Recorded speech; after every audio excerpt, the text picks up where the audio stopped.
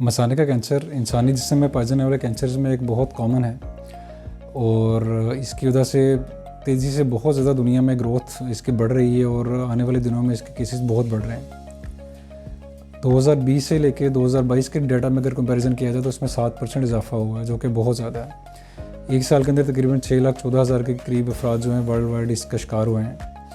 तो ये चूँकि बहुत कॉमनली फैल रहा है और इसमें अलामतें कुछ ऐसी होती हैं जिनके बारे में डिस्कस करना नहायत ज़रूरी है,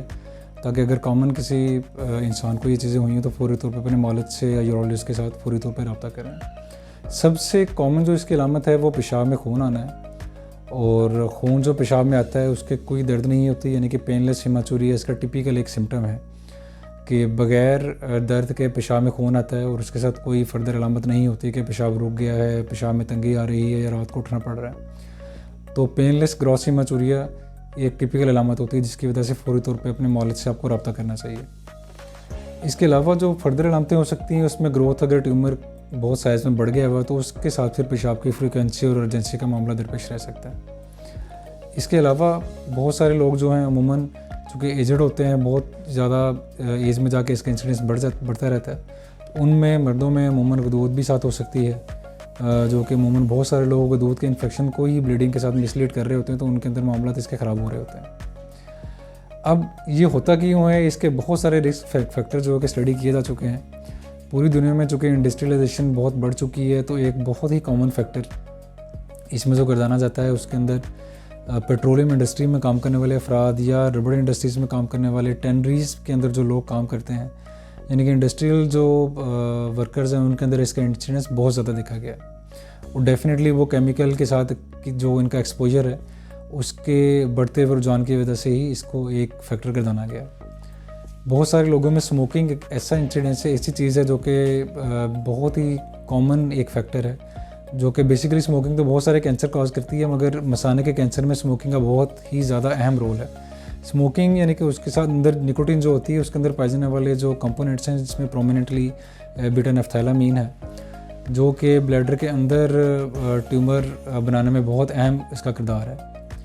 और ये भी देखा जाता है कि जब स्मोकिंग को रोका जाता है तो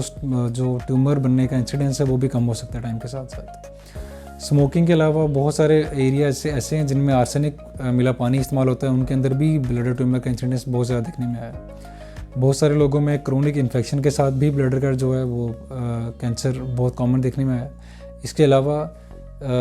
एज वाइज अगर या जेंडर वाइज देखा जाए तो उसमें जो मेल हैं उनमें इसका इंसिडेंस बहुत ज़्यादा है। इन सारी चीज़ों के साथ जब मरीज़ हमारे पास आता है कि पेशाब में हमें खून आ रहा है और पिलाहट का शिकार हो चुके हैं, तो हम फ़ौरन अलर्ट हो जाते हैं। हम फौरी तौर पर उनके ब्लड के कुछ टेस्ट रन करते हैं जिसमें CBC देखते हैं। उसके अंदर नुमाया तौर पे वो अनीमिया यानी कि खून की कमी का शिकार होते हैं, उनकी HB काफ़ी ड्रॉप कर चुकी होती है, बहुत ज़्यादा बोझल होते हैं, थकावट का शिकार रहते हैं, उनको चक्कर आ रहे होते हैं और वो कहते हैं कि हम फेंट हो रहे हैं। इसके अलावा जो बाकी फैक्टर्स हैं उसके अंदर हम मसाने के अंदर इन्फेक्शन को रूल आउट करते हैं, पेशाब का भी टेस्ट करवाते हैं, गुर्दों की कारकर्दगी को जांचने के लिए RFT का टेस्ट भी करवाते हैं और स्पेशली अल्ट्रासाउंड का टेस्ट करवाते हैं मसाना भरवा के। उसके अंदर अल्ट्रासाउंड हमें एग्जैक्ट मसाने के अंदर पाई जाने वाली जो रसोलियाँ हैं या कैंसर है उनकी तादाद बता सकता है, उनका साइज़ बता सकता है और मसाने की जनरल कंडीशन के बारे में बता सकता है। अगर फर्दर हमें डिटेलिंग चाहिए होती है तो उसमें CT का सहारा लेते हैं, जो कि कंट्रास्ट के साथ हम करवाते हैं। अमूमन इसमें CT हम एब्डोमिन और पेल्विस को प्रेफरेबली करवाते हैं ताकि हमें पता लगे अगर ये ट्यूमर है तो किस हद तक मसाने के अंदर पेनिट्रेट कर चुका है और पेनिट्रेट करके दूसरे ऑर्गन को तो नहीं मुतासर कर रहा, और मसाने के अंदर कहीं गिल्टियों में यानी कि लिम्फ नोड्स के अंदर तो नहीं फैल रहा, या किसी और दूसरे ऑर्गन में अगर फैल रहा है तो उसका अंदाज़ा हमें CT के साथ बखूबी हो सकता है। अब आगे जो मेन स्टेप आता है वो इसके ट्रीटमेंट का आता है। उसमें हम बेसिक जो अप्रोच है वो कैमरे के साथ इसका सिस्टोस्कोपी करते हैं, यानी कि इसका मुआयना करते हैं। जनरली इसकी ट्यूमर की गर्थ और उसका जो बेस है या उसका साइज़ है, उनकी तादाद का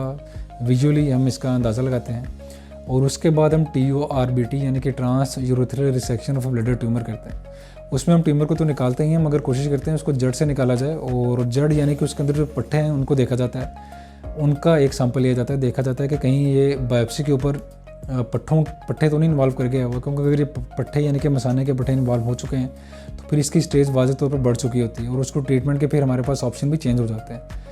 अगर ये कम स्टेज का ट्यूमर है, लो स्टेज है, तो इसको हम इंट्रावेज़िकल कीमोथेरेपी यानी कि मसाने के अंदर कीमोथेरेपी की दवाई डाल के भी ट्रीट कर सकते हैं,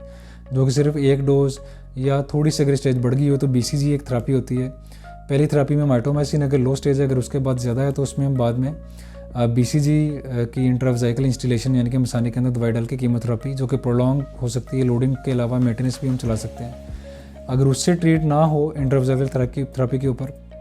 तो फर्दर हम उसमें फिर मसाने को निकालने का ऑप्शन भी महफूज रखते हैं, यानी कि मसाने को ही निकाल के उसके अंदर फिर आंत का पीस लेके नया मसाना बना के उसमें पेशाब की नालियों को जोड़ दिया जाता है।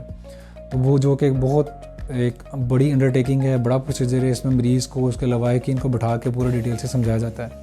कि हम मसाने को अपनी उसकी जगह पर नया मसाना बना के उसी जगह पर भी लगा सकते हैं और पेट में किसी एक जगह पर सुराख करके भी निकाल सकते हैं अगर ये फर्दर फैला हुआ नहीं है।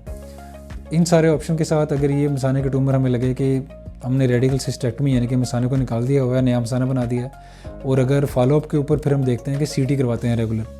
एनुअल बेसिस पे या 6 मंथली बेसिस पे, उसके अकॉर्डिंगली इसका फैसला किया जाता है कि आगे हमने क्या करना है। आया इसको रेडिएशन की या फर्दर कीमोथेरेपी किसी की ज़रूरत है तो उसके बारे में फर्दर डिसाइड किया जाता है। तो जैसे ही आप में अगर वज़न की कमी, बहुत ज़्यादा पिलाहट, पेशाब के अंदर खून बहुत ज़्यादा आ रहा है, आप इरीटेट हो रहे हैं,